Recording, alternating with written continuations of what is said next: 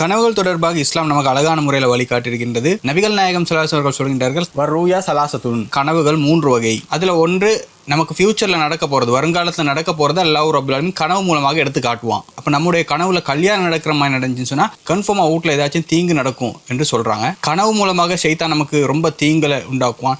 இந்த தீங்கிலிருந்து நம்ம எப்படி தற்காத்து கொள்ள வேண்டும் என்று நபிகள் நாயகம் ஸல்லல்லாஹு அலைஹி அவர்கள் நம்ம கற்று தந்திருக்கிறாங்க. இதையெல்லாம் நம்ம சரியான முறையில் கடைபிடிச்சோம்னு சொன்னால் கனவு மூலமாக நடக்கக்கூடிய எந்த ஒரு தீங்குமே நடக்காது என்று நபிகள் நாயகம் ஸல்லல்லாஹு அலைஹி அவர்கள் சொல்கிறாங்க. அந்த வழிமுறைகள் என்ன என்பதை நம்ம பார்ப்போம். நபிகள் நாயகம் ஸல்லல்லாஹு அலைஹி அவர்களை கனவுல காணணும்னு சொன்னால் 40 நாளைக்கு இந்த சூறா ஓதி வரணும். ஃபைன ஷைத்தான லா யதமஸ்ஸலு சூரதி, என்னுடைய சூரத்தில் என்னுடைய உருவத்தில் ஷைத்தான் வர மாட்டான் என்று ரசூலா சொல்றாங்க. அப்போ கன்ஃபார்மாக கனவுல ரசூலா வந்தாருன்னு சொன்னால் அது ரசூலா தான். கனவுகள் தொடர்பாக இஸ்லாம் என்னென்ன சொல்லியிருக்கின்றது, தீங்கான கனவுகள், ஷைத்தான் ஏற்படக்கூடிய கனவுகளை விட்டு நாம் எப்படி தப்பித்துக் கொள்ள வேண்டும், அதற்கான வழிமுறைகள் என்ன என்பதை நபிகள் நாயகம் ஸல்லல்லாஹு அலைஹி வஸல்லம் கற்றுத்தரக்கூடிய அனைத்தையும் பற்றி இந்த வீடியோவில் முழுமையாக உங்களுக்கு பார்த்தா தெரிஞ்சுக்கொள்ள முடியும். இந்த வீடியோ பார்க்கணும்னு சொன்னால் கீழே டிஸ்கிரிப்ஷனில் லிங்க் ஷேர் பண்ணப்பட்டிருக்கின்றது. அதே போல் கமெண்ட் பாக்ஸில் லிங்க் ஷேர் பண்ணப்பட்டிருக்கின்றது, அதை பாருங்க.